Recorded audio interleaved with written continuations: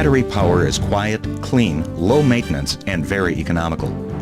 You'll find that with only a few simple tasks, you can extend your battery's life a long, long time. Whether you have a 12-volt, 24-volt, or 36-volt system, the battery care is the same. To get the most out of your battery, you don't need to be an electrician or a chemist. All you need to do is follow a few simple procedures. Before we talk about battery care, let's talk about personal safety. Batteries contain sulfuric acid, which can cause serious injury if it comes into contact with your skin or eyes. Batteries also produce hydrogen gas that is vented through the openings in the battery caps. This gas can be ignited by any electrical spark, arc, or flame. So before you begin working with batteries, always wear safety glasses. Remove all jewelry. Carefully read all instructions. Don't smoke, and keep flames and sparks away from batteries. If any battery acid comes in contact with your skin or eyes, immediately rinse with water for 15 minutes and seek medical assistance. Do not allow tools to touch more than one battery terminal at a time, or to touch the terminal and any metal on the machine. Never lay your tools on the battery.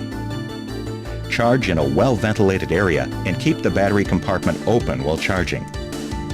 Keep the vents around the charger clear during charging. New batteries must be charged and discharged several times before reaching full capacity. In its first few uses, avoid using the full normal discharge cycle of the battery.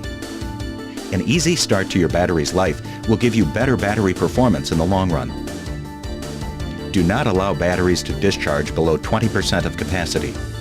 Some machines, like the Avenger, are equipped with a low voltage shutoff, which shuts down the solution flow and brushes on the machine when the battery gets to 20% of capacity.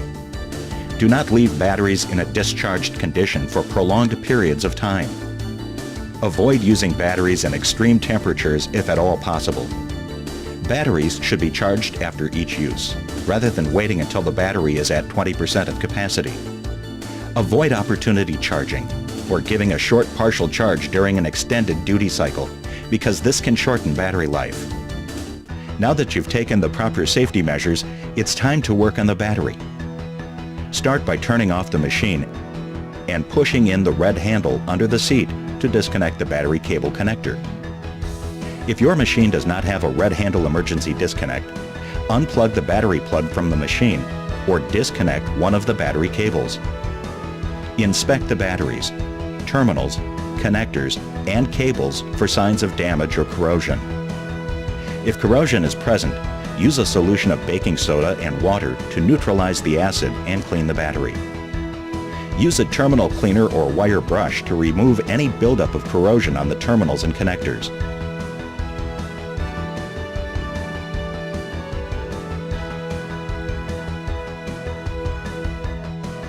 After cleaning, apply a non-metallic grease or protective spray to retard further corrosion. The use of terminal caps will also help cut down on corrosion. Make sure that all cable connections are in good condition and that no loose or broken wires are exposed. Before charging, check each battery cell. There should be just enough water to cover the plates. Too little water may cause the plates to overheat, warp, and ruin the battery. On the other hand, adding too much water before charging can cause the water and acid to boil over, which will damage the battery as well as make a mess.